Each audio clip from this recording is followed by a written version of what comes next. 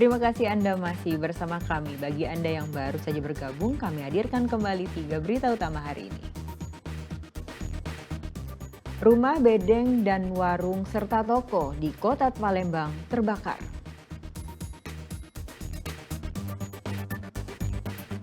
Seorang pria diamuk warga karena kedapatan mencuri beras di sebuah warung di daerah Salatiga, Ogan Ilir.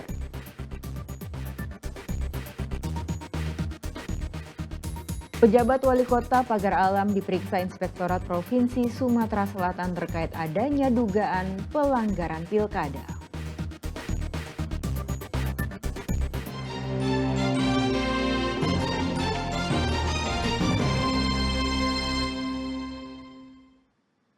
Pejabat Kota Palembang, Pejabat Kota Pagar Alam diperiksa Inspektorat Provinsi Sumatera Selatan. Pemeriksaan dilakukan atas dugaan ketidaknetralan ASN dalam pilkada serentak lalu.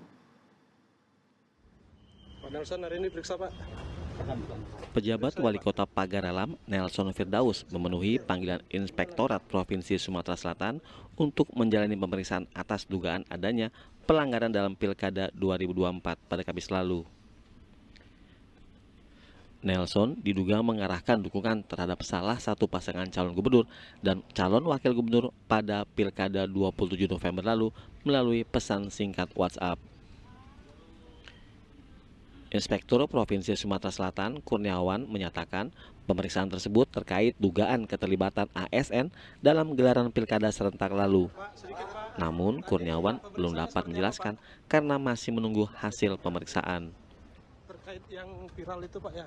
Terkait untuk mengklarifikasi adanya dugaan netralitas ASN. Ya, itu. Nanti hasilnya akan kami laporkan kepada Pak Gubernur. Tadi apa saja, Pak, yang ditanyakan, Pak, pada Pak Nelson? Nah, itu bukan kewenangan. Ada timnya. Oh, ada timnya, Pak, Ada ya? timnya, ya. Nanti ada, silakan.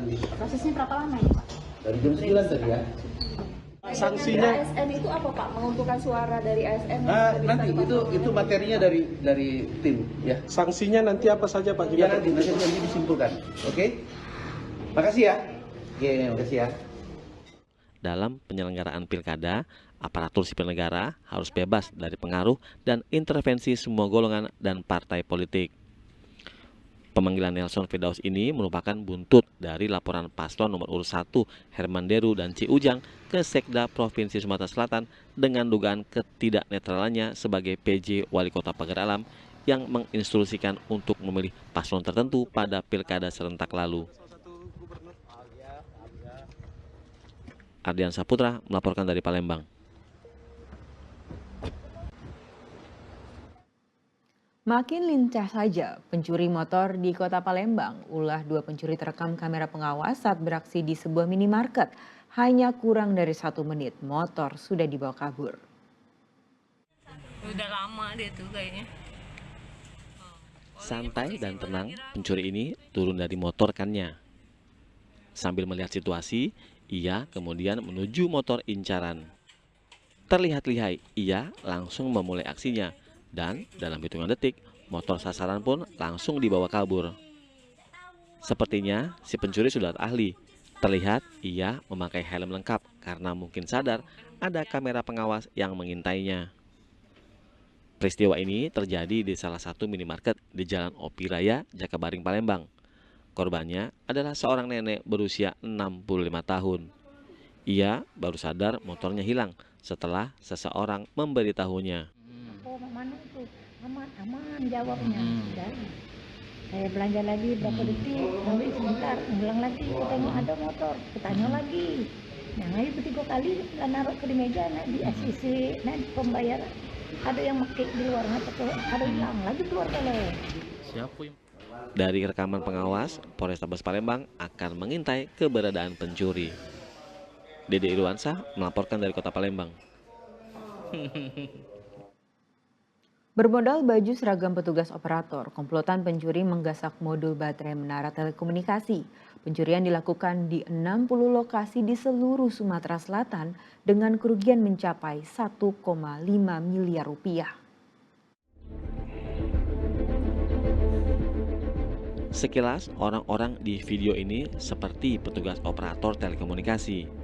Namun siapa yang mengira Ternyata mereka adalah pencuri baterai menara telekomunikasi. Ulah pencuri gadungan ini membuat kesal Satuan Gabungan Telekomunikasi di Sumatera Selatan. Mereka pun akhirnya lapor ke Polda Sumatera Selatan.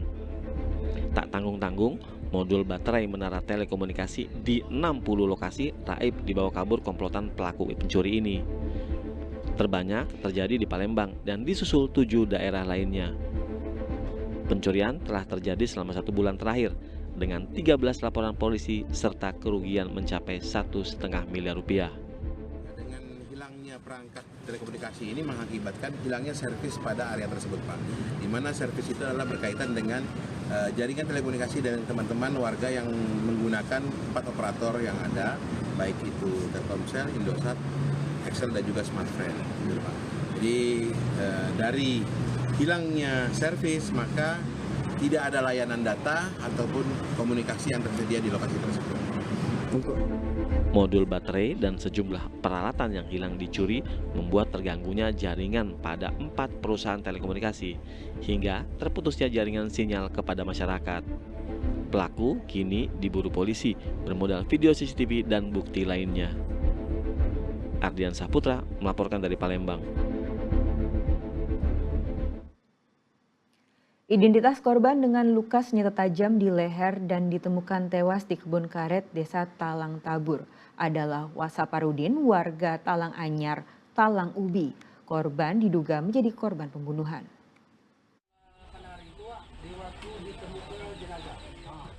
Setelah hampir 2 bulan, temuan jasad pria dengan luka di bagian leher dan telah membusuk di kebun karet di Desa Talang Tambur, Kabupaten Pali akhirnya terungkap. Identitas korban diketahui bernama Saparudin, warga Talang Anyar, Kelurahan Pasar Bayangkara, Kecamatan Talang Ubi, Kabupaten Pali. Kepastian ini setelah hasil tes DNA yang telah dilakukan tim Dokes Mabes Polri melalui kecocokan dengan sampel darah dari anak sulung korban. Usai dilakukan otopsi di Rumah Sakit Bayangkara M. Hasan Palembang, jenazah korban langsung dimakamkan oleh pihak keluarga. Kalau itu yakin adalah Kak Saparudin, kapan itu yuk? Pada saat pas Kapolsek ngasih kabar dengan nunjuk ke barang-barang bukti dia itu kan, sama dengan foto-foto itu kan kami yakin ke postur tubuhnya ya memang itu keluarga kami ini aneh. Polisi menduga Saparudin merupakan korban pembunuhan. Ini dikuatkan dengan luka yang terdapat di leher dan tubuh korban. Polisi masih memburu pelaku yang identitasnya sudah diketahui. Saudara Saparudin alias Bianca, warga Talang Anyar, Kecamatan Kelurahan Pasar Bayangkara, Kecamatan Talang Ubi. Sebelumnya, warga Desa Talang Tambur, Kecamatan Talang Ubi, Kabupaten Pali digegerkan dengan penemuan jasad pria tanpa identitas dengan luka bekas senjata tajam di bagian leher, tangan, dan kaki pada 14 Oktober 2024 lalu. Jasad korban saat ditemukan sudah membusuk dan mengeluarkan aroma tidak sedap. Dedi Irwansyah melaporkan dari Kabupaten Pali.